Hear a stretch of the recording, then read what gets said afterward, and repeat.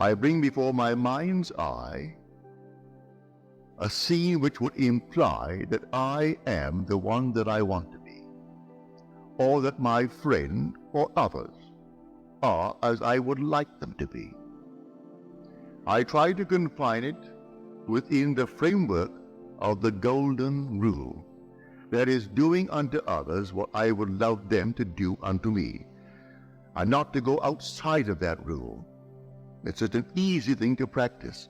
Would I like the goods that I ask of them? Yes. Like it for myself, all right, then ask it for them. Bring them before your mind's eye and dare to assume that what you are seeing in your mind's eye is true. Now there is a definite technique to it, a simple technique. If I can share with you what I do, and it works, I bring them into my mind's eye and I work myself up into an emotional state. It's like a peculiar rhythm. I breathe in and breathe out and breathe in and breathe out, and suddenly I reach a certain point, and then one deep inhalation as though I'm setting it up in a time exposure before my own mind. I set it up and all of a sudden I have a deep inhalation and every pore of my being explodes. And then I do nothing beyond that. It's taking that seed and setting it up in a time exposure before the eternal event. And then I explode it and then let life develop it. And life develops it. And then I get the call, or I get the wire, or I get a letter confirming that which I did. And I do nothing to make it so. I simply believe implicitly in Jesus Christ, but I have found him. I have found him as my own wonderful human imagination. I believe that all things are possible to him. He has ways and means that the mortal mind knows not of. So I do not care if I do not see clearly how it could possibly be. It makes no difference to me. I simply bring into my mind's eye what I want to see it clearly, explode it, and then let it be. Now it could be tomorrow. It could be a month. It could be even years. I am not concerned. I have done it, and that's all that matters as far as I am concerned. Everything has its own appointed hour. See the vision? That was my vision. The vision has its own appointed hour. It ripens. It will flower. If it be long, wait. It is sure, and it will not be late. A little chicken, 21 days. A man, 9 months. A horse, 12 months. A little lamb, 5 months.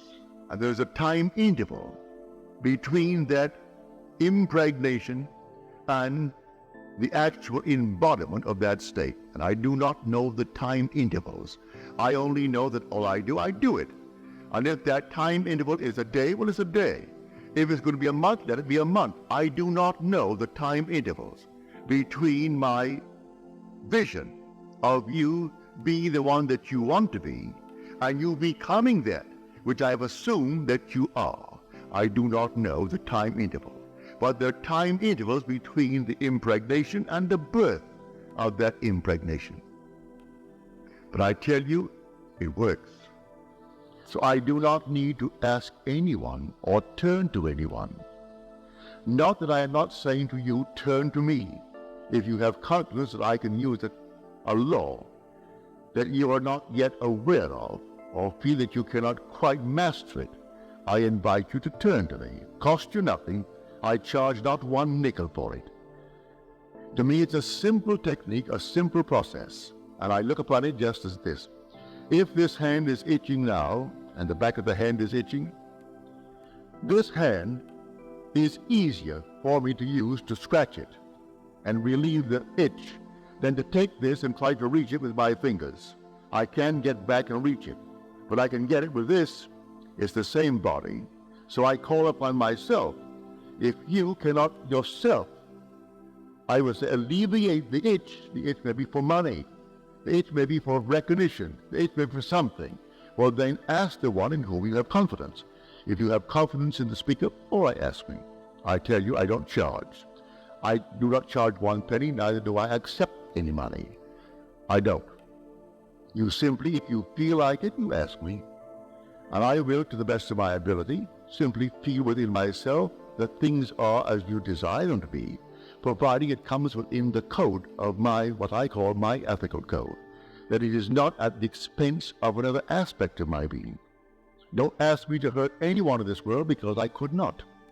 I would not ask anyone to be hurt.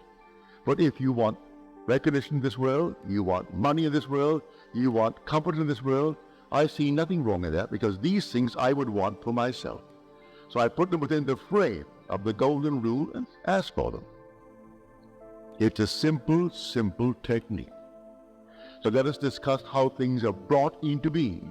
But how are they brought into being? By your own wonderful imaginal acts. That's how they're brought into being. Because your imagination is God. You're imagining that is God in action. Do you know what you would love for yourself and for your loved ones in this world? Assume that you have it.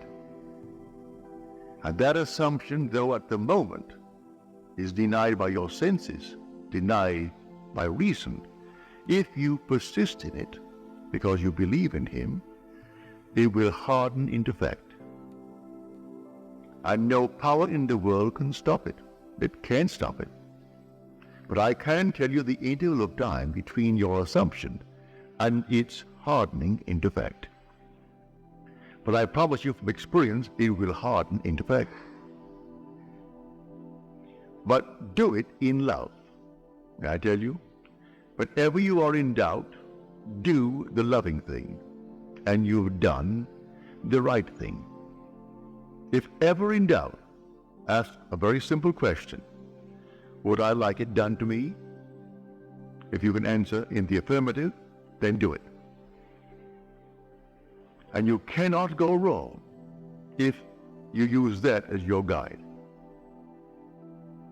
Now, before we go into the silence, let me once more try to explain this simple, simple technique.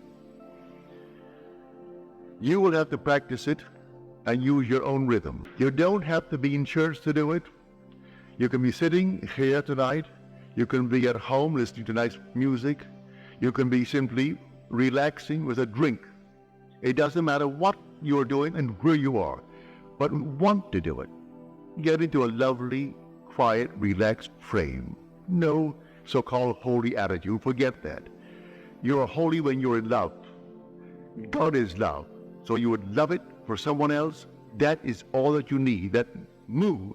Wouldn't it be wonderful if she actually had it? If he had it? If they had it? Also, you know exactly what you want now. And then you imagine you are seeing them. You can see them in your mind's eye and see them vividly. And then breathe yourself into a rhythm. They're telling you that they have it. And you're getting yourself worked up emotionally because they're telling you that they have exactly what you know they would want in this world. And then you reach a certain point and you explode.